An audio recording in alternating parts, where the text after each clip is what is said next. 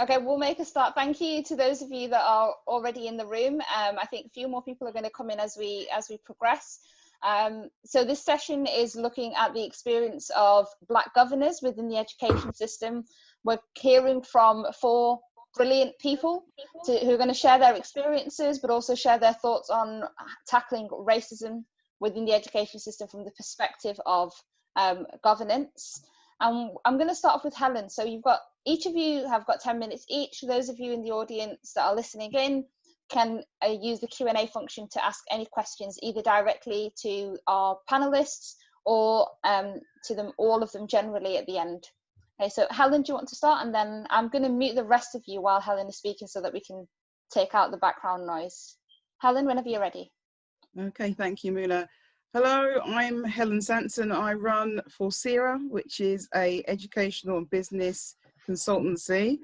I've been in education for 18 years as a teacher and in various other functions, and I've been in governance for 12 years at primary and secondary and local authority level.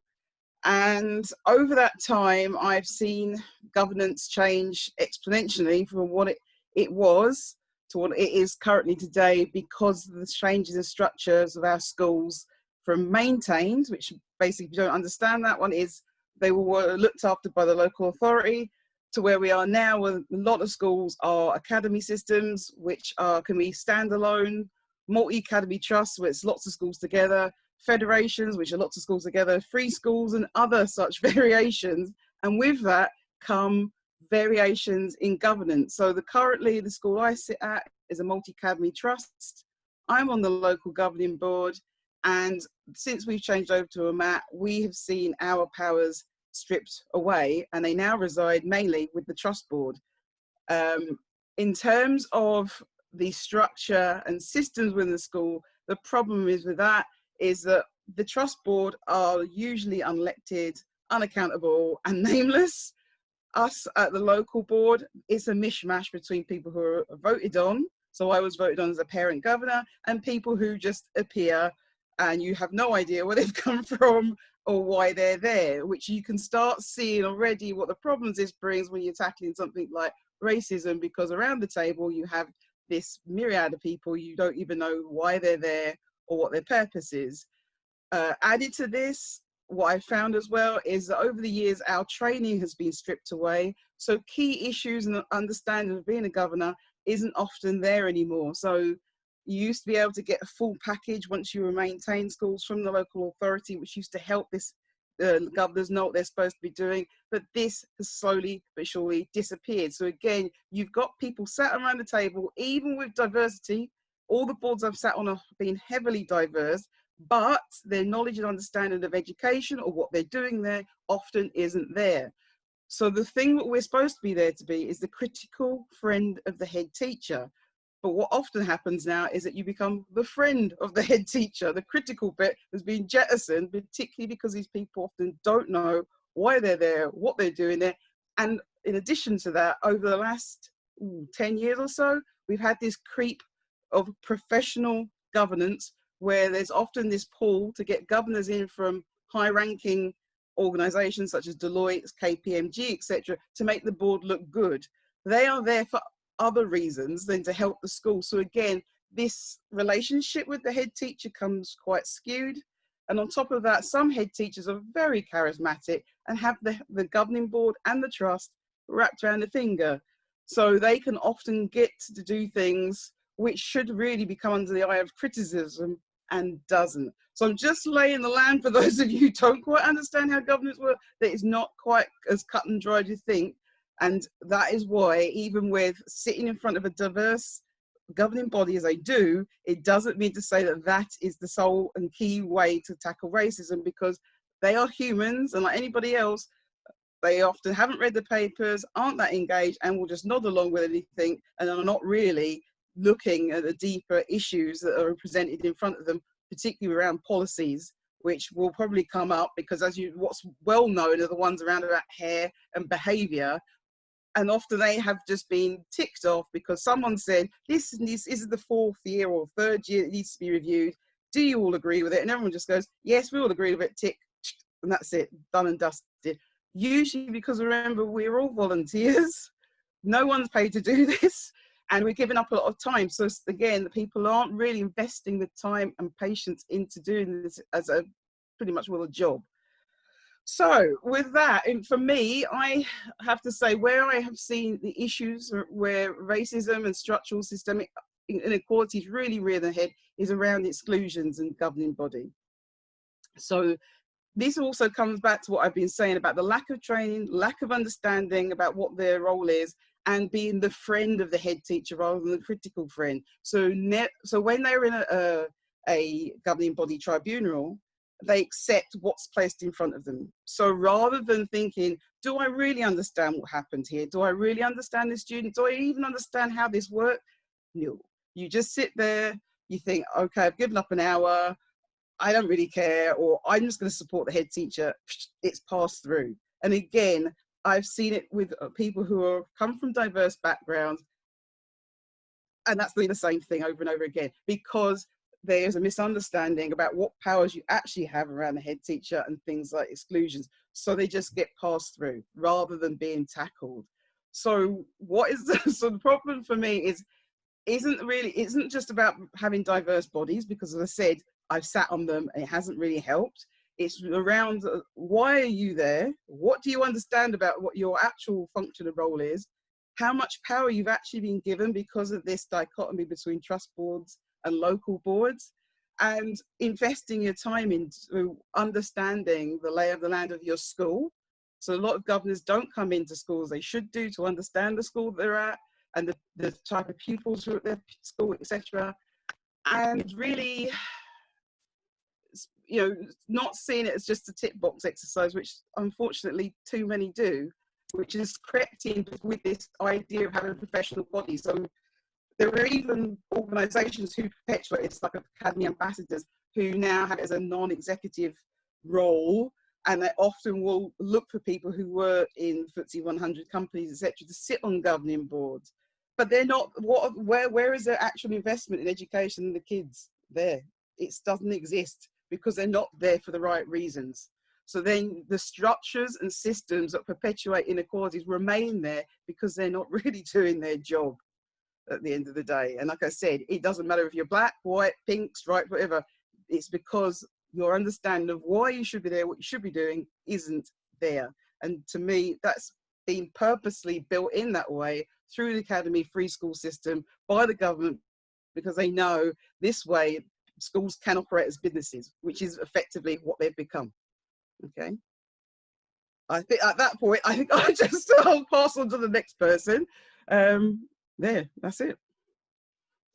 Brilliant. Thank you so much, Helen. Marami, do you want to go next?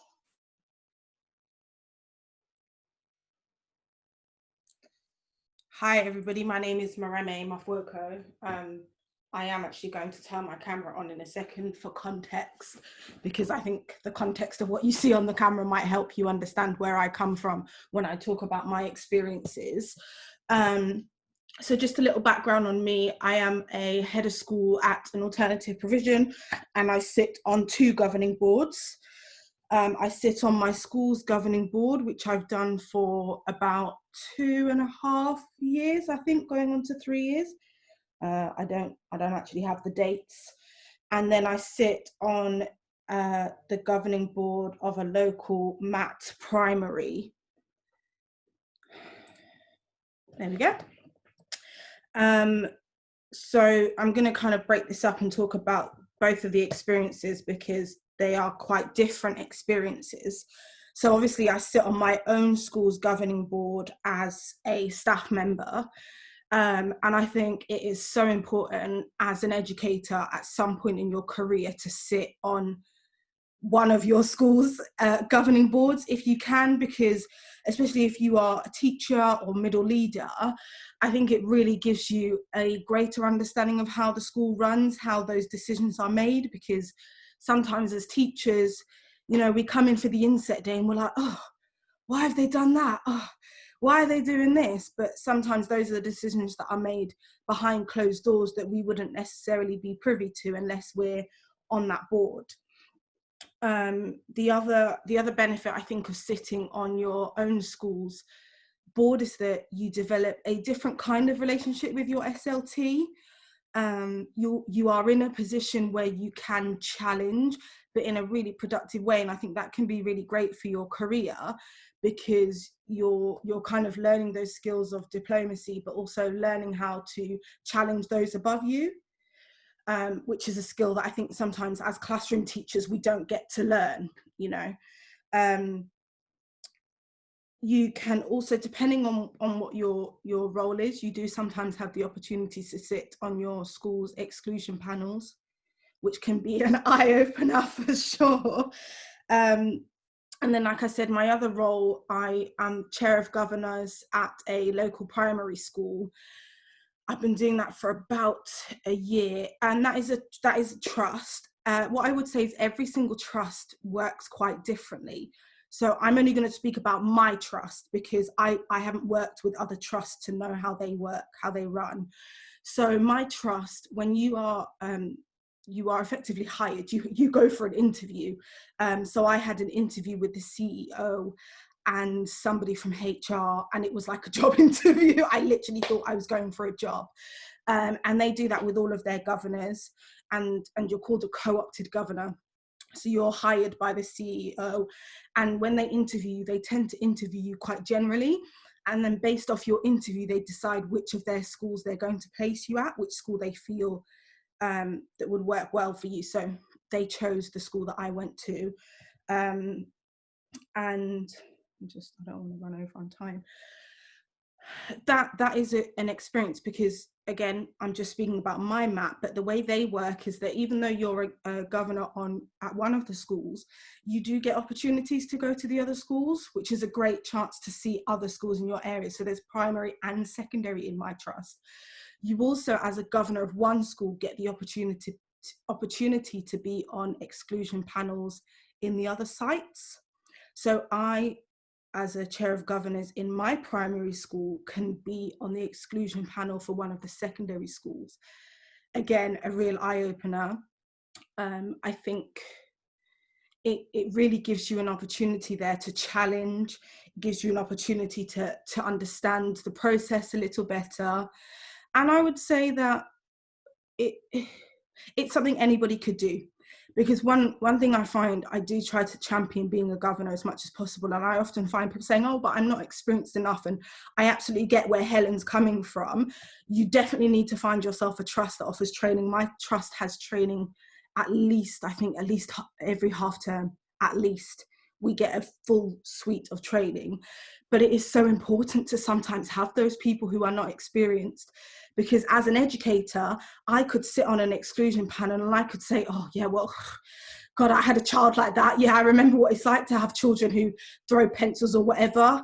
And that's going to skew my opinion of what should happen to that child. Whereas having people who aren't a part of education, who aren't in management, or, you know, don't have much experience, sometimes you will come with a different view and a different understanding. So you might sit there and be like, but why is that so troubling for you as an adult to have something like that happen to you? You know, I don't know. I work in a bar and I have to deal with 50 drunk adults shouting at me all the time, and I don't call the police on them and bar them from my bar. So why are you having so much trouble with a child? Just bringing that different perspective. I think Helen absolutely hit the nail on the head about powers and lack of when it comes to trusts and MATs. But I think that's for you as an individual, because every single trust will work differently. And I think I've been very blessed. I have a trust where I can approach the CEO directly. I have direct contact with him. So if I do have any issues or concerns, I can go to them. Every single school knows all of the trustees. It's a very, very transparent process. So although we don't get sort of I would say direct access to them, we absolutely know what they're doing. And a lot of the time it's the trustees who deliver the governor training. So you're meeting them at least once a year. And my last point I would say is that as important as it is to have visible diversity, I think diversity of thought and mind is also really important. When I came into education, I thought that if I had a black head teacher, everything would be great because we'd be black together and we'd just be living our Black lives, you know, everything would be fantastic. But sometimes the skin color is literally just the amount of melanin that your skin has soaked from the sun, and absolutely nothing more. So I think if you are joining a governing board, don't just look for Black governing boards. Don't just look for a school that has a Black head or has lots of Black children. You also need to think about what kind of, and I know this might sound funny, but what kind of Black are they? And I know you will know what I'm talking about when I say that, okay? And I think I'll wrap it up there because I haven't been watching the time and I don't know how much I've taken up. So I'm sorry if I've gone over, Muna. You haven't, you literally had 1 minute left, but oh, look at that. But thank you so much, spot on. Thank you. Paulette, do you want to go next? Oh, you got me? Yeah, I've got you now. Okay, hi, I'm Paulette Watson. My experience, I've been a NEU treasurer, I've been a opted school governor for now, it's a MAT.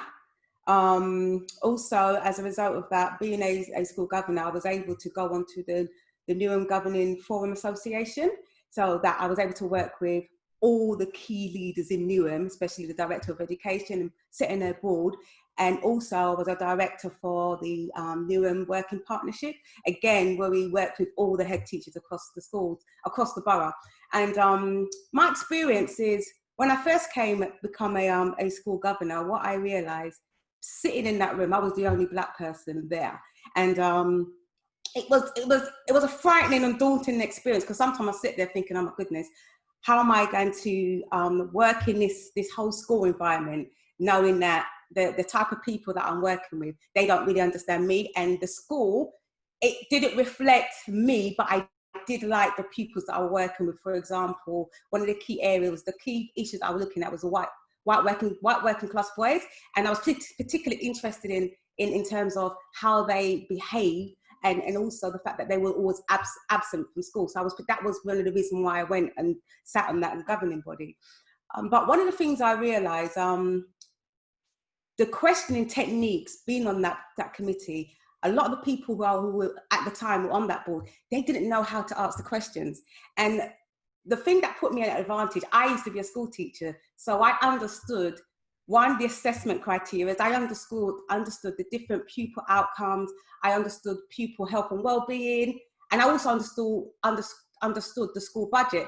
And when it came to these meetings and trying to understand and hold the seniorship team, the leadership team to account, I would always ask them questions, but sometimes I felt a bit uncomfortable asking them the particular question, especially when I was comparing data from Key Stage 2 and asked them like difficult questions about, especially the Caribbean boys, why is it that they were not doing as well as the other children? And when I asked the question, they would always fob me off. But because they would fob me up, I would still interrogate them. And then I would always go on to look at, okay, well, if these kids are not doing well, what's in place in terms of the types of teachers? What type of teachers do we have teaching these young children? And one of the key things I noticed that there was a high absent rate amongst the science department and English. So we never had teachers. So I wanted to know what was the problem.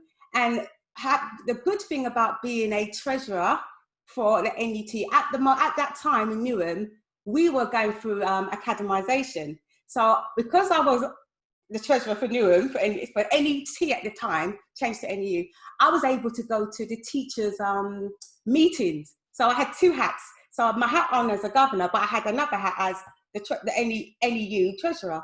And I began to listen to the teachers of the school that I was a governor for, and I heard how they were treated and why a lot of them were leaving, and why a lot of them were unhappy, and why a lot of them felt displaced. So with that information, I was able to go back to the governing board and basically explain to them, this is what the teacher had told me. But also I was able to share that information with the governing body as well, to say, well guys, the problem that we're having is you are not answering the correct questions.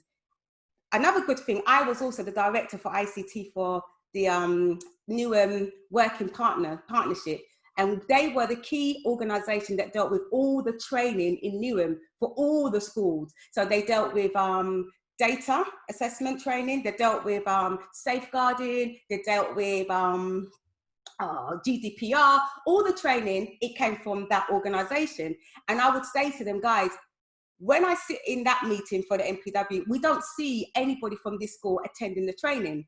Firstly. Secondly, if you're not attending the training, you don't know what policies are in place, and you're doing the children at this function because you're not there and you're not holding these leaders to account.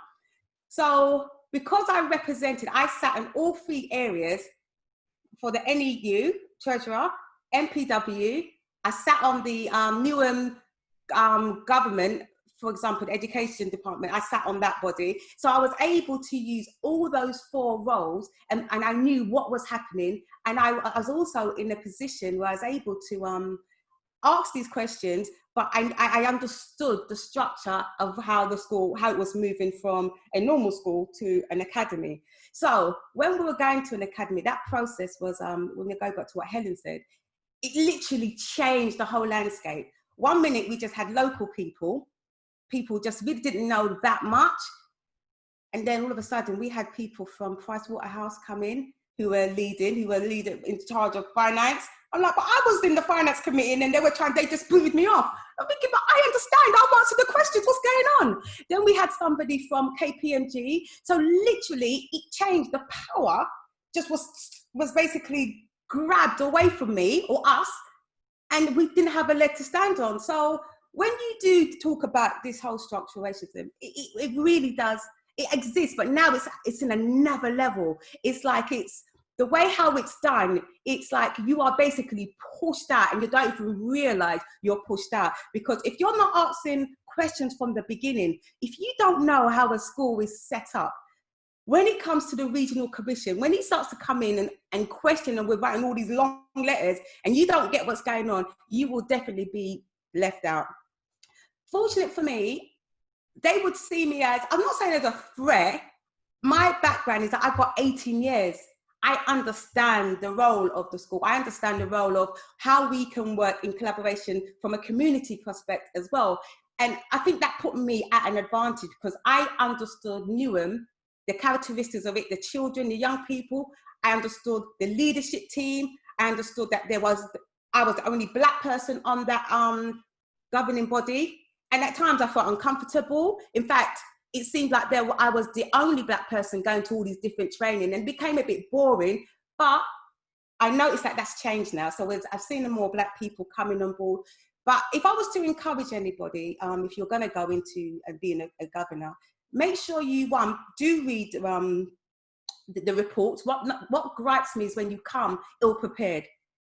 Make sure if you don't understand the question, it's all online. There are examples, pupil outcomes, analysing people's data, right? The head teachers are them that they don't really expect you to know, but when you come and you start asking them questions and you ask them for evidence and get them to give you evidence and compare it to last year and get them, then if you want to get even deeper, say, how can we compare it to another school that looks like us? Yeah, what are they doing differently? What works? Ask them. And when they know, like one of this guy, I remember, I'll never forget, he was the behavioural manager. And especially when it came to, they always called me to do the exclusion, chair the meetings.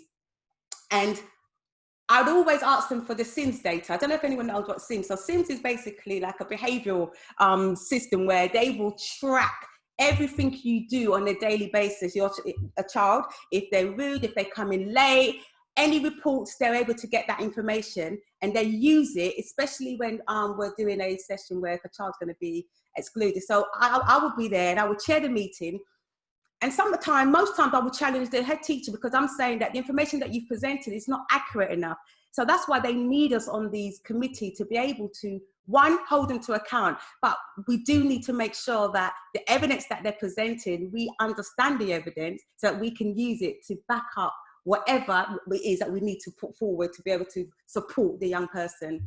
And that is really it for me. So that's my experience. I do enjoy it. It's been fun, but I'll give it over to Malcolm.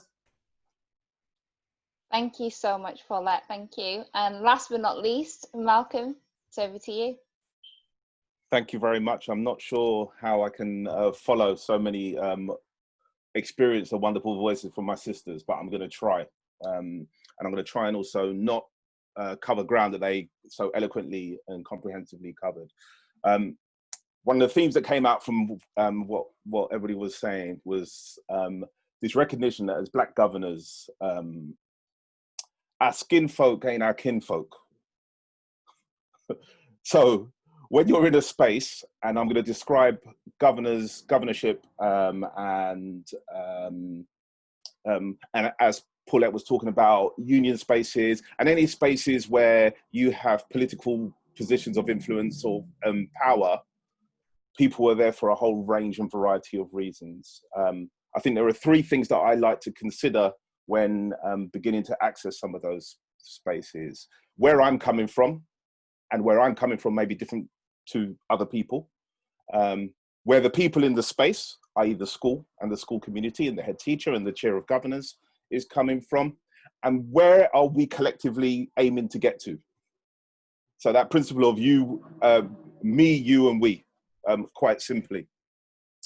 And in many ways, as a governor, ideally, you want to be part of an organization or a school or a strategic space where those things are aligned.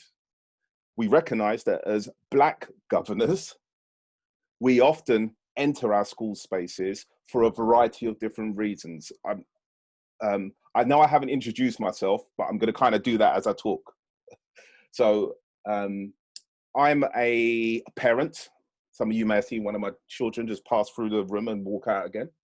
I'm a qualified teacher. I have been a senior leader. I've absolutely been a governor. I'm in trade unions. I'm in community interest companies. I work in universities. I have more jobs than I know what to do with. And for the vast majority of them, I do not get paid for them. They are voluntary, as Helen was referring to. And as a Black governor, I have to consider, and if I speak to many of the Black governors I know, or Black educators I know, or Black parents that I know, we all have multiple jobs, the vast majority of which we don't get paid for. The reason we have those jobs is simple. The structures and institutions that are here to serve us do not serve us. So we have to find a variety of different ways in order to try and get those institutions to adapt and change to support us, our children, and all of the community. Not just our people, the whole community. And that is our, in my opinion, perpetual struggle.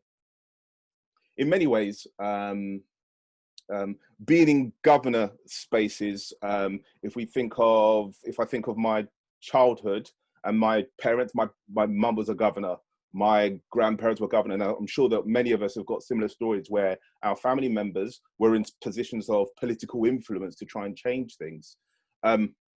They also kind of passed on that idea of where are you coming from? Where are the people in the space coming from? And where are we collectively going to? And we desperately cling onto the principle of things being better, making things better, supporting others in making things better. And so I guess recent events, COVID, Black Lives Matters, and the reality of our existence and the way in which that the wider communities are now speaking about that brings all of that to a head. My experiences in governor spaces is maybe problematic because, and I saw someone in the chat had asked about navigating those spaces, because I found that it's a space that has to be navigated. I haven't been fortunate enough to be in a governor space where I am working or trying to work with people who are coming from similar places to me. And that's regardless of their racial, ethnic, or cultural identities. They're coming from a very different place. They're coming from that Price Waterhouse space, or that, what does my CV look like? Because if I'm a governor for about a year, when I'm looking for that promotion, I'm going to be nice. As opposed to a place where I think many people come from, which is, how can I make sure that my community is okay? How can I make sure that my community is better? And again, I talk about community broadly. As a teacher, I don't just teach Black children in my class. I teach everybody. As a practitioner, I engage with everybody. Of course, I recognize that my cultural community, my racial community, my ethnic community have particular needs that aren't being addressed. But ultimately, if I decide to say that I am an educator, or I'm going to work in education, voluntary or not, man, you have to do it for everybody. Recognizing that education is a space that isn't necessarily built for us. Certainly education in this country is not one that's built for us. So again, I come back to that idea of the political. Though that what I've just said, sorry, Mina, how long have I got? 5, 4? 4, brilliant, okay. I can ramble on a little bit longer. In many ways, and I think Helen really spoke to this. As a governor, you hold a considerable amount of influence around how schools can operate. That could be, and that's dependent on how much time you're able to commit to that role. Training is part of it, and often the training is done during the day when some of us are supposed to be in our day jobs, and so we might not be able to access the training. Those interviews that take place for the head teachers and the school teachers, they take place during the school day, which means that to be a governor, you have to take time off to go to the school wearing your nice suit or your nice dress trousers or your nice shoe to go and engage in the interview. And for those colleagues who are at Price Waterhouse and some of those blue chip organizations, they have the agency, the access, and they get the permission to support schools because it, of course, helps their careers. For many of us, and I'm going to say, in my experience, for Black governors, we do not have that privilege. I'm sorry. So we have to think about the kind of commitment that being a governor takes if you want to transform schools. Paulette spoke really eloquently about asking difficult questions in that space. If you go, and my experience says, if you go too hard, they will come around for you next time because it's a political space. If you ask critical questions, shame head teacher, shame chair of governor, shame Mr. Price Waterhouse, they won't cuss you to your face. They will speak nicely and eloquently and smile. And then when it comes round to the next set of elections or the next decision making, you may find that your name's not included in a particular set of minutes, or you miss a critical piece of information that's going to be vital for you to doing the work. That doesn't happen in every space. And our sister Marami kind of alluded to that as well. Not in every space, but in many spaces it does. Because governorship, like any place of influence and power, has to be political. If you're lucky, you're in a space where you have at least one crew member with you, where you can do some really, really great work together. If you're on your own, you have to walk with care. But the key thing is, again, in my opinion, you have the opportunity to really influence what happens in school spaces for young people, whether that is through exclusion policies, through hair policies. But let's not just focus on that, through curriculum development, through pedagogy, through the type of teachers that are employed in the school, through the way in which prevent, safeguarding, child protection is adhered to within the school space. What are their future intentions about becoming a MAPS? If they're going to become a MAP, do they want to be a super MAP? All of those issues which affect the long-term futures of our school communities are often made in governor spaces, in dark little rooms with bad coffee and bad tea and poor sandwiches, and a really small group of people who are deciding the future of our communities. We do need to be in those spaces, but I'll go back to my kind of original point. Where are you coming from? Where are they coming from? And where are we going to? If those things are not aligned, that isn't the space for you. But I'm going to kind of finish on 2 points. One, there are plenty of schools across the United Kingdom who are desperate for governors. So if one school ain't working out for you, you know what? And you want to be a governor, man, just go find another school. It's fine. Schools are desperate for governors, desperate. And as a governor of color, oh my gosh, you walk through the door, they might just dance you. You never know. The second thing is, and someone's, I think Brother Saeed in the chat's put it there, walk with care. If you are going to access a governor space, whether you're a parent, whether you're doing it for CV, whether you're doing it for as a teacher, or for the power and the influence, regardless of what your motivation is. Now, one, I would ask, do it for the care, make sure that the care of the school community is at the heart of that. And finally, as Black governors, remember, skin folk are not our kinfolk. Make sure you're not the one. Be a real one, not them other ones. Thanks. Malcolm, thank you. That's the best place for you to end. Okay, so now we're going to go to the questions that people have been putting forth. I'm just going to throw them out. If you feel like you want to respond to it, please just unmute yourself and go for it, or wave your hand at me, and I'll call you out and unmute you. So to start us off, somebody's asked, I've been interested in being a school governor from a diversity perspective, but I think I could be that problematic person who doesn't have the experience necessary and thus might inadvertently become a tick box person. How do you recommend those of us who don't have the experience ensure we add value from the off so we don't become those people who represent ethnic diversity but are essentially problematic in our mindsets? Paulette, do you want to go for that one? I'm on mute. Okay, unmute me. I personally, I'm going to tell you from my experience, although I've been in education for a long time, when I started about 8 years ago, I was a bit uncertain on what to expect. But one of the good things was I made sure I did the, I think it was introduction to being a governor. And then I went on to do safeguarding. And the best one for me was analyzing the data. So I would definitely, it's definitely an eye-opener, and I wouldn't, even if you're a bit fearful, that's a good thing. Yeah, it's good that you're afraid, because failure only occurs when you give up. So if you don't go for it, you never know. So go to the training and ask questions, because more often than not, what you don't know, the others don't know either. So don't feel you're going to feel silly or anything, but ask questions.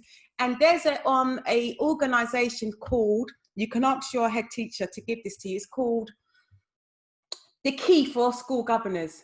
Now, The Key for School Governors is amazing because it has every single case study that a school will refer to, every single question that you can ask, with answers, with examples. So you're going to need to prepare yourself, give yourself time. So in answer to your question, I think you should really go for it, and it won't be a tick box if you are in control.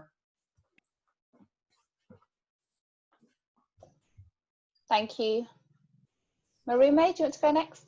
Yeah, I'm not sure if I wrote this in my answer, so I'm just going to say that there are some great organizations that you can join as well. So there's one, I went through the National Governance Association. It's free. Yeah. And what you can do, you can put your profile up there. So you can make like a little profile, like a dating site. And you can it then shows you schools in your area that are looking for governors, and schools can also contact you.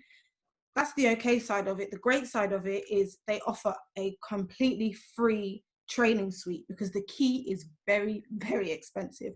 My school doesn't have the key. It's like not for the full no, look at it, it's like £1,000 plus. It is very, very expensive. So don't rely on your school having the key, because not every school can afford that. NGA is completely free, and I think pretty much every month I get an email with a new training that you can do, which will be around governance, and they make sure that it's applicable for everybody. So they've got information from trusts in there. They've also got information for maintained schools and independent schools. Thank you. Helen? Hi. I'd say, just echoing everyone else, just go for it. As Paulette said, all the time I've done it, most people around the table have not a clue half the time what's going on. So you won't be the only one. And actually it's a good thing, because one of the things we haven't touched upon is that once upon a time you had the cycle in governance. You were only supposed to be there for 4 years. Unfortunately, that tends to go out the window, and there's people who've been there for far too long, have got far too comfortable, and have forgotten why they're even there, They just come with those bad sandwiches, as Malcolm has alluded to. So actually having fresh eyes, having that fear is actually really useful, because it holds the others to task, because you should go in there and say, well, I don't understand. Can you explain this to me? Or why are you doing this like this? And because that is how you invigorate the governing board back into what they should be doing, because some of them have become, you know, clubs almost for people who really should be put out to pasture, but they haven't. And then on the bit about training, as I said before, local authorities, when they had more control of the school, offered packages to school. Some of them are lucky to still have them for an agreement. Some local authorities have put them out as a private entity. So it's also worth finding out what is available through your local authority, and if what schools buy into it. They'll usually discuss things, and you'll usually find they're run by one or two people, and they're always happy to discuss governance with you. Also, our government, they have a whole website of stuff on there for you to read, and it's actually quite crucial to read it, because sometimes we think that it's going to be rubbish because it's produced by the government. Actually, it's quite crystal clear. Some of the stuff on there, you know, it's written in a very plain way, very plain English. You can actually understand what your role is, what you're supposed to do, what you're responsible for, and also look on Ofqual, look on Ofsted, use the teachers' main news outlets like Schools Week and TED, and they will also inform you what to do. But I go back to something I mentioned earlier. If you do go into this, you need to have a relationship with the school, not to be their friend, but to understand what that school is all about. Who are the pupils? Who are the parents? Who are the teachers? Which means going into the school, even if it's just once a term, it's better than nothing. But not going in at all, to me, is no excuse. So on top of this, as Malcolm has said, you have to think about what time can I give up so I can formulate some form of relationship with the school. And also, when you take on the role, there probably will be an expectation that you take on a sort of, I'd call it a sort of mentoring or role sort of thing. You look after an area. So I do careers, I've done safeguarding, I've done SEND, which is special needs and special educational needs and disabilities. I've done science and so on. And that's why you need to be able to learn to cultivate a relationship between you and the school, because you need to understand areas, especially if you've been given one. Brilliant, thank you. I'm going to move on to the next question. So somebody has asked, there are often incidences that a parent might consider racist, but the senior leadership team don't view it as such. How, as a governor, would you raise this as an issue for a school to deal with, and what processes do you think would allow the school to tackle the issues? So Helen, do you want to start off, and then I'll come to Malcolm? Right. The first thing I'm going to tell you this is that if a parent makes a complaint to the head teacher, it doesn't mean to say as a governing body we know anything about it, because there's a process and procedure you have to go through before it ever gets elevated to the governing body. So, and at that point, in fact, I would hope at that point it doesn't get to us, because the senior leadership team is called that for a reason, and that is their job, and they should be able to deal with it. It shouldn't actually be getting to the point where it's coming to the governing body. Luckily, touch wood, I haven't had that many. The other thing is, and I think somebody asked this question in the panel about bullying statistics and things are recorded. Once upon a time, schools had to record racist incidents. They don't have to anymore. And that's something else people are not aware of. There's lots of things they don't have to record anymore, and that's one of them. So we also wouldn't know that this is happening. Unless you have a good relationship with the school, something I've just discussed, you may not realize what's going on in your school. So that's why it's sometimes good to try and get and I'd say independent relationship as much as you can with the school, so you understand where it's coming from, so you might be aware that these things are going on, because you possibly 9 times out of 10 won't know, and therefore cannot do anything about it. And because we have to go through the correct processes and procedures, it may never get to us. So sorry that sounds a bit doer, but that's unfortunately that's part of the bit of reality of being a governor. Thank you, Helen. Malcolm? Just really echoing Helen's points there. As a governor, you are bound by a whole range of processes, procedures, non-statutory legislation, and some statutory legislation. So in many ways, the role of governor is probably more restrictive in terms of the things that you can't do than most other roles in a school. What's really critical about being a governor is the kind of, as I mentioned before, the influence and power you have in terms of the things that you can do. So when we're talking about bullying, whether that's staff or students or parents, when we're talking about racist incidents, schools have got no have for a long time, since 2010, I think, had no statutory duty to record their racist incidents as racist, regardless of whether we feel it is or not. Often, and my experience suggests that governors are aware of those kind of incidents through personal relationships. I've had a report from a parent. I've had a report from a teacher. However, if the parent or teacher doesn't use the formal processes that are laid out in the school's policy, which must be on their school's website, then it's not going to hit the governor's space or the governor's meeting. And so again, in many ways, governors absolutely need to understand the processes and procedures that are on the school's websites, because they're the ones that you've legally said that you signed off. But similarly, it's really important that our families and our parents begin to also read that information, not just pick out the exclusion policy, which we know is going to be disproportionate to our community, or the uniform policy, which is going to be problematic, but all the policies, including safeguarding, including bullying, and so on and so forth, and look at how those things are recorded. Because if we are more informed about those things, we absolutely can support governors as parents in terms of holding our head teachers, senior leadership, and teachers in schools to account. Brilliant, thank you. Any other responses to that question before I move on? Okay, well, so the next question is, what can you tell us about good practices that you've seen on governing bodies around addressing structural racism in schools? So examples of good practice. Helen, do you want to go? Yeah, now you got to understand that for a majority of people, this word, up until a few months ago, there wasn't in their lexicon. They don't know what you're talking about. Structural and systemic inequalities, racism, or anything else. It didn't exist. And also, again, come back to what Malcolm says, you have to understand what our job and role is. Now, I'm going to take the example of my school. I have actually raised this issue. It took a while for it to sink in what I was talking about, because initially I got the usual thing, which was about overt racism. They now know what I'm talking about. And in fact, the school is actually very, very, very, very diverse in terms of the teachers. What hadn't been communicated to me was what the teachers were doing. And they're doing a whole mixed bag of stuff around the school. But the one thing I have been pushing at, and the one thing we can do as governors, is to look at our processes, the policies and procedures and processes around the school, because that is the structure the school basis is built on. That's the bedrock.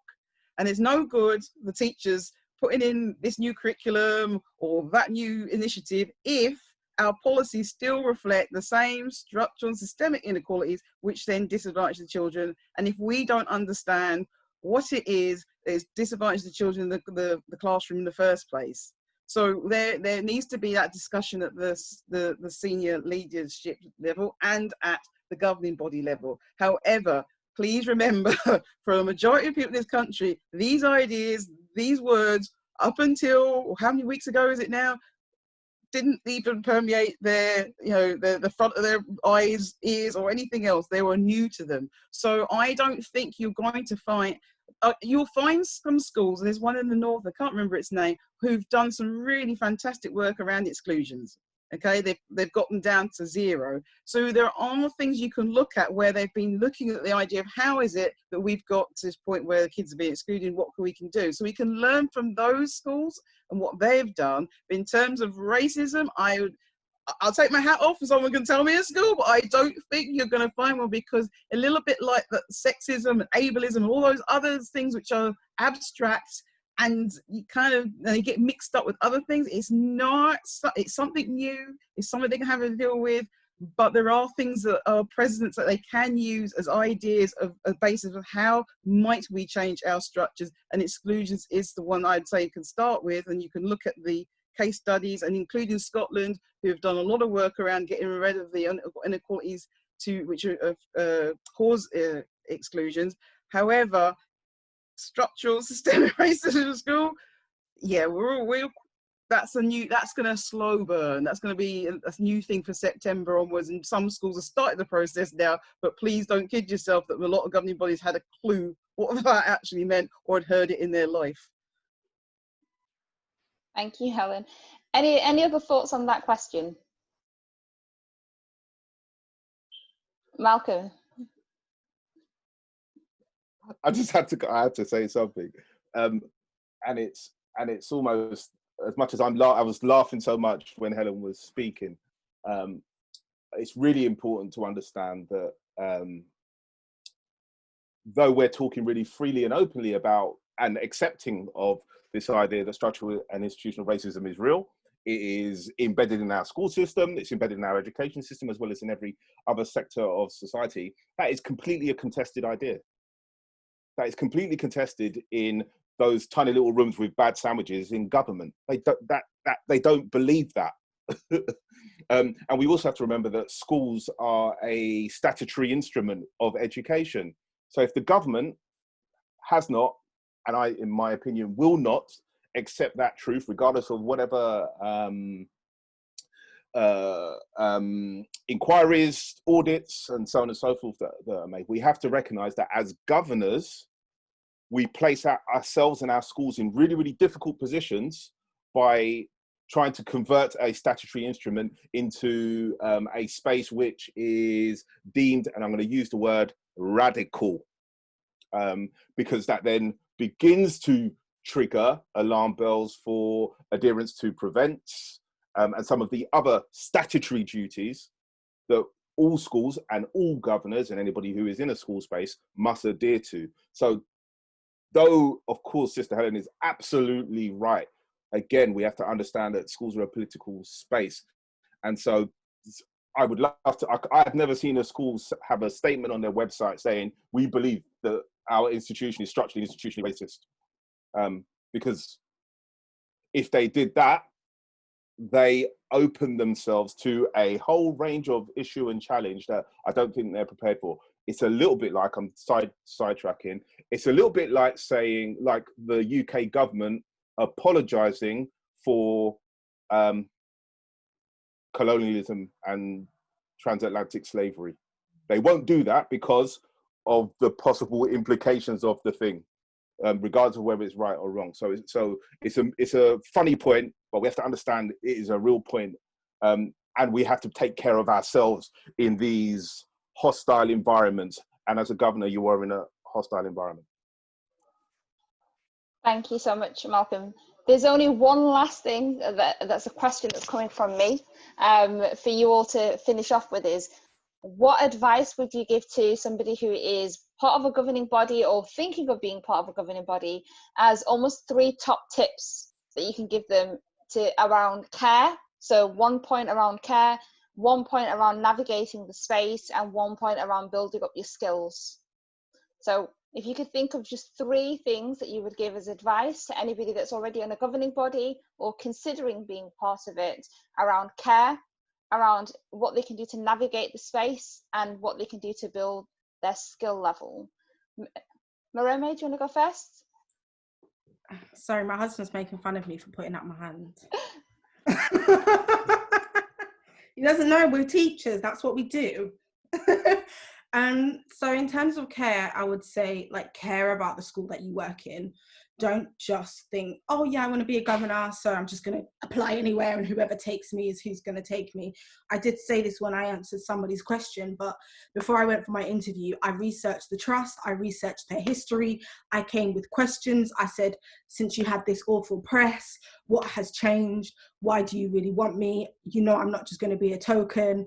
You know, like, I wanted to work for that trust for various reasons. And there were other places that had contacted me that I turned down because I didn't want to be a part of that. So I would say, like, care about where you want to work. And you could care for any reason. It could be that it's your local community.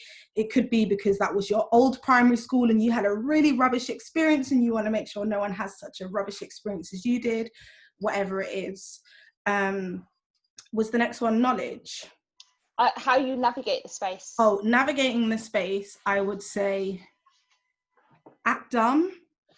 In the sense of, like, I think Malcolm mentioned this about cussing people, like, come on, we're professional folks, we know how we need to talk to people, and sometimes you need to be like, I'm sorry, can someone just explain to me, it just seems that this statistic doesn't match up with the one I saw when I made my visit. You know, I'm quite green at this. Like, sometimes we need to just act dumb, because going back to what Malcolm said, you see me, my hands are like this all the time, okay? And I know that sometimes people will see that as aggressive and I talk really fast, and sometimes when I get excited, my head starts to shake. So sometimes you have to, not that you change yourself, but you have to recognize what are the barriers and what is my ultimate goal here, and what do I need to do to make sure that I can meet my goal. So sometimes I'm like, can you just explain that thing to me? Because I don't understand. I'm not great with statistics, guys. Numbers are not my thing. That is me all the time. And the last one? And the last one is building up your skill level. Building up a skill level. I think I talked about this. Go and get the training, get all the training. It's free. Go and speak to people. Twitter is amazing. There are people on Twitter who will share all of their governor experience, and they really want to talk to you. So if you're not on Twitter, get on it. Brill, thank you. Paulette? Oh, I'll unmute you. Okay, so care. So for care, I would definitely say research on the school that you want to be a part of. Get to know the characteristics of the school. Get to know about the children and young people, the leadership team. Also understand. Go back as far as 3 years and look at the Ofsted report. Look at in terms of the results of the school. Understand the progress A, attainment A, all those lovely jubblies, and just so you don't. Because I'm a person, I suffer with anxiety, so I don't like to be put on the spot. So care about my mental and emotional well-being. Just prepare and plan myself. So if I am asked to give an account, I'm able to do so with the relevant information. Navigate. One thing I was really, really good at was that I did visit the school. I had a really good relationship. I was the link governor for safeguarding, and I was also heavily involved, and I met with the bursar. Every 6 weeks I went, and she really went through in terms of the budget, in terms of how much the school has spent, and she really explained to me, and I was able to ask questions not only with her but also when I got into the meeting. You know, the question I asked didn't seem threatening, so because they knew Paulette was always there. And also being able to go to the lessons. I didn't observe the teachers, but I was able to just look at the work that the children did, look to see how the teachers were marking the work. So I was able to navigate what was happening at the operational level in order to be able to be informed how I could help the school in terms of their school development plan, and navigate through that, saying, okay, this is where the head teacher wants to go, how I can be a critical friend to support her. Building up my skills. Being a governor for the last 8 years, I went to every single training you could think about. And there was one point you'd had to get points. And because I went to every single one, they were like, wow, Paula, you've been to the point I was repeating. I was going to like the data. I went about 3 times. I went to safeguarding. I did everything. So I was always on top of my game. And as a result of that, I was able to write in the MPW and just talk about my experiences. I even did an article in the NEU, again, talking about my experiences and talking at different events, because I can share what experience I have being a governor. So build up your skills. Ask questions, and if you don't understand, ask it again and again, and until when you're confident, say, yeah, I understand this, and I'll be able to mentor someone else. And those are my 3 takes. Brilliant, thank you. Thank you. Malcolm, do you want to go next? Yeah, okay. The first one was care, right? So I think it's really important, if you've decided to be a governor, recognize that you're bringing value to that space. Yeah. So yeah, the space is going to offer you something, of course. But remember, just by you walking through the door and committing to the school space, the value you bring is amazing. And so even if you haven't cherished it, remember that it should be cherished, because that's really important. I think it's something that we don't often do enough of. And I would say that being a governor and being in some of these strategic places has really helped me value my intellect, my ability to disrupt some of those political themes that I was speaking about. And also, I know that I'm doing it for the kids, so I don't mind giving it away for free because I know what I'm doing it for. I'm not asking for no money because it's FOC, and that's fine. And that gives me value by doing that. Skills? Did you say skill level or knowledge? Navigating and then skills. All right, navigating. Take time. As Sister Marami said, sometimes you have to act like the fool. And in fact, as a person of color, sometimes walking into spaces where you've got Price Waterhouse on one side and you've got BP and Barclays on the other, you're just kind of playing into their narrative anyway. They expect you to be the fool. So what I would say in terms of that navigation, probably the most important thing is don't reveal too early. So don't reveal your value too early. Be intentional about it, but take time with it. Because once you reveal it, you can't bring it back. Whatever your skill set, whether, as Paulette was saying, it's around being really acute at finances. If that's your skill set and then you reveal it too early, you're volunteering. They're going to make you do all kind of stuff, and their work and their friends' work and their cousins' work, because that's how they do. And so kind of remember that. So don't reveal too early. And I guess, did you say allyship? Or did I just write that down? Skill, but you can go with allyship. All right. Probably, I guess the final point I would make is, in many ways, we've all been speaking about our, I guess, navigations in those governor spaces, and being critical friends and it being political. But the most important thing is that somewhere with someone in that governor room, you need to build up a relationship. And you need to have an ally in the space. If you haven't got an ally in the space, it's going to be a miserable experience. If you've got somebody who kind of shares some of your values, you kind of agree on some things, and that means then that you can advance a particular motion, you can work on a particular part of the school's offering to kind of make it better, you can do really, really meaningful work. So think about allyship. And networks. Yeah, that would be it. Thank you so much. And last but not least, Helen. Wow. Okay, how do you follow that? Okay, so care is the first one. I think it's echoing on everyone else has said. It's really about, if you know why you're there, what your goal and purpose is of doing it, you kind of take care of yourself. I think, like on most things, if you're not quite sure, that anxiety, stress, etc., builds up in you. But if you are sure, you know why you want to do it, how much you're going to commit to it, etc., you kind of can take care of yourself. And also remember, with this particular role, it's usually only once every 12 weeks. So there's also a lot of space between each meeting for you to recover. Even when you've gone on a marathon session, and that's the other thing I haven't mentioned about taking care of yourself, I should say, is that sometimes they do go on and on and on. And I think the longest I've done is something like 6 hours. And that was an evening, it was a long day and a long meeting. So, but remembering the gap between them is long enough to recuperate, because it's not a job, okay? But knowing yourself, knowing why you're there is really important. And that also helps going on to the next bit about navigating your space. And I'm not particularly a confident person, but I will always still say to myself, I have a right to be there. That space is there for me too. It's not exclusive to anybody. And going back to an earlier point, that these people don't know any more than you do, and often know less than you do. So therefore, you have a right to be. If you've chosen to be in that space, you own it and take it.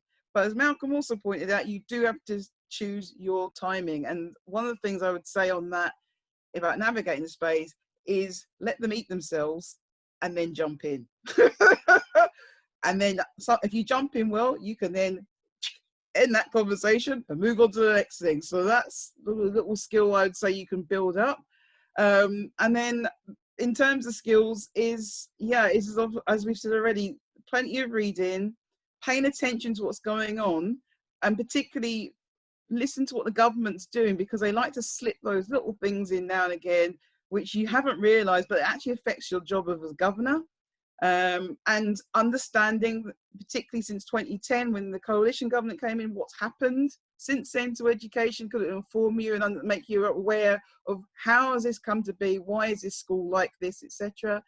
And also you'll find within yourself skills that you didn't know, and then you can build upon them in there. But as again goes up to Malcolm says, don't give them away too quickly, because they will get pounced upon. I mean, case an example, there's a lovely person who's on our trust board who's also a great accountant, who practically became a school accountant, and has seemed to have done that for many, many years. And you remember you're a volunteer, you're not being paid to do this. And there should be some distance between you and the school, because that's how you end up becoming their friend. So it's just remembering all these things, and just the more you keep learning, the listening, the more you evolve in the job. And as soon as you stop doing that, I'd say walk away, because you're going to stagnate. But if you're prepared to do that and keep doing that and keep pushing on, you'll be fine. Thank you so much, Marami, Malcolm, Helen, Paulette. I can't thank you enough for your incredible pearls of wisdom, the generosity that you've given in terms of the time and responding to everybody's question. And thank you to everybody who's engaged in the chats and